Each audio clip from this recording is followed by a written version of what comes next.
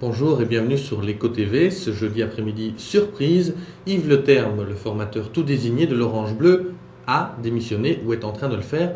Du coup, j'ai invité en plateau Stéphanie Deschamps, qui est responsable de la politique fédérale à l'Eco. Alors Stéphanie, est-ce que c'est vraiment une surprise cette démission de Leterme aujourd'hui ?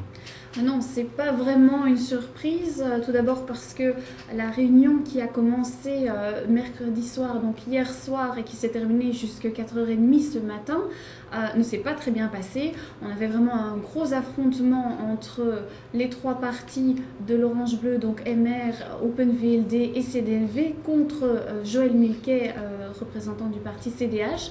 Et donc, cette réunion s'est mal terminée, mais elle s'est terminée parce qu'il était déjà 4h30 du matin et les réunions devraient reprendre aujourd'hui et ça n'a pas eu lieu, ça n'a pas abouti, pardon. Est-ce qu'on sait déjà où a eu lieu le blocage ? Alors, il y a plusieurs raisons de blocage. Bon, il y a le fait que Joël Milquet, représentant l'ensemble du CDH, dit non à la négociation et non à tout ce qui concerne des matières qui doivent être discutées aux 2/3, et de plus non aussi au fait qu'elle ne souhaite pas s'engager dans un gouvernement où après elle devra encore aller chercher l'aide de francophones et de néerlandophones pour pouvoir arriver à ces matières communautaires et avoir les 2/3. Alors Stéphanie, on a voté le 10 juin, on est fin août. Qu'est-ce qui va se passer maintenant ? Alors maintenant, on attend donc d'abord que le roi rentre de l'étranger, que Yves Leterme lui donne sa démission, que le roi l'accepte, parce qu'il faut aussi que le roi l'accepte. Et puis alors, on s'attend à ce qu'il y ait un informateur. Maintenant, qui est-ce que ce sera ? On ne sait pas. Un francophone peut-être ? Il est effectivement question d'un francophone, voire même d'un CDH. En tout cas, c'est ce que certains partis espèrent, certains négociateurs espèrent, pour voir un petit peu si le CDH a vraiment envie de s'engager dans cette coalition Orange-Bleu.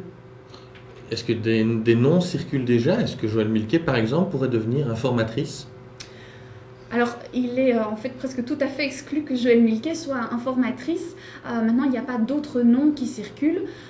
On pense donc à un seul informateur, mais il est possible éventuellement qu'il y ait 2 informateurs, voire que ce soit un informateur du CDNV, mais pour le moment, on n'en sait rien. En termes de partis, on prend les mêmes et on recommence ? Alors, c'est effectivement le but. On essaie de reprendre le même schéma, la même formation, donc à savoir l'Orange Bleu, les libéraux et les CDNV-CDH. Maintenant, la question est de savoir est-ce que ça peut vraiment marcher et est-ce qu'il y a une volonté que ça fonctionne. De toute façon, ça va être un petit peu difficile de passer à côté du CDNV, vu le score qu'il a fait aux élections, et de passer à côté de Leterme, vu aussi les 800 000 voix de préférence qu'il a eues. Est-ce qu'on pourrait, et c'est ma dernière question Stéphanie, est-ce qu'on pourrait avoir un Premier ministre francophone ? Est-ce qu'il y a aujourd'hui une brèche, une ouverture pour un Premier ministre francophone ? Alors c'est vrai qu'à un moment on a parlé de Didier Reynders comme Premier ministre francophone. Maintenant c'est assez peu probable. C'est vrai que la famille libérale aussi, elle a plus importante à une voix près, à un siège près, pardon. Maintenant tout est encore en suspens, on ne sait rien, mais comme je vous dis, il y a des chances que ce soit Yves Leterme qui soit en tout cas à nouveau formateur, on fasse un nouvel essai, puisqu'il a quand même reçu le plébiscite des électeurs.